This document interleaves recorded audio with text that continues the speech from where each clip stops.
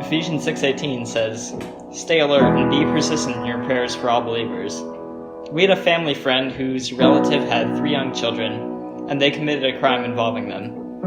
So our friend knew they needed to take custody of them, but they faced the challenge of working with multiple state courts. When we heard this, we instantly began praying for them and kept doing so consistently and faithfully, knowing God would come through. Many months later, after an arduous process, He answered and they took custody of the children. My whole life, I've worried about a lot of things needlessly. My family spoke into my life that praying and memorizing and quoting Bible verses helps combat the enemy and invite God in to replace fear with peace. An opportunity we'll only have on this side of heaven is to pray and worship God even in the midst of trials.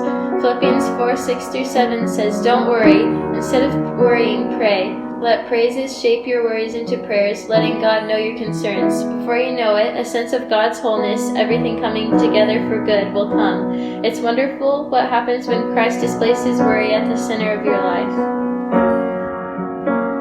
Jesus, give me faith to ask mountains to move. Give me faith to pray boldly in your name. Whether you say yes or not yet, remind me you've been faithful before and you never change.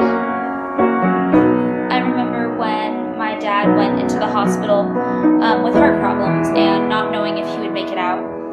I remember being so angry with God, but once my prayer turned from a prayer of anger to asking God for help, God came in and changed the story.